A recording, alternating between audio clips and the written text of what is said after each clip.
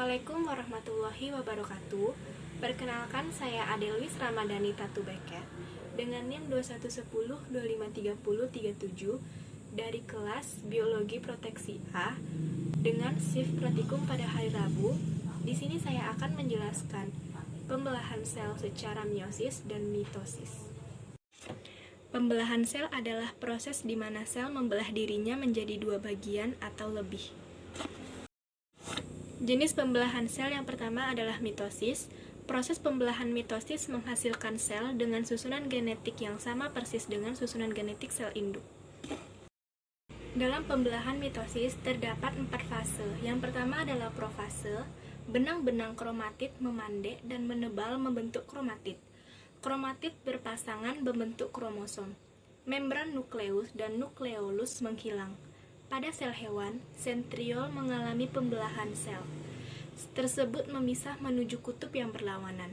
Benang spindel mulai mengatur diri sedemikian rupa sehingga menyerupai bentuk pancaran atau aster. Yang kedua adalah metafase. Pada tahap metafase terjadi penyebaran kromosom tepat di bagian tengah sel. Tahap ini memiliki ciri khusus, yaitu kromosom akan tersusun rapih pada bagian atau bidang ekuator. Ketiga adalah anafase. Pada tahap ini, kedua buah kromatid akan memisah menuju kutub yang berlawanan. Pada akhir anafase kedua, kutub sel akan memiliki kromosom yang jumlahnya sama. Yang keempat adalah proses tahap telofase. Membran inti mulai kembali bergabung. Kromosom mulai merenggang dan setelahnya akan terbentuk dua sel anakan yang bersifat diploid. Adalah pembelahan secara meiosis atau pembelahan reduksi adalah pembelahan sel yang menghasilkan 4 sel anakan yang masing-masing sel memiliki setengah dari jumlah kromosom sel induk. Dalam meiosis terdapat meiosis 1 dan meiosis 2. Yang pertama adalah meiosis 1, terdapat profase 1. Dalam tahap ini membran inti mulai rusak dan menjadi bagian-bagian kecil. Yang kedua adalah metafase 1. Tahapan ini, kromosom homolog mulai tersusun rapih di bagian ekuator yang tersusun di atasnya. Selanjutnya adalah anafase 1. Tahapan selanjutnya, dalam tahapan ini kromosom homolog akan berpisah menjadi kutub yang saling berlawanan. Kemudian ada telofase 1.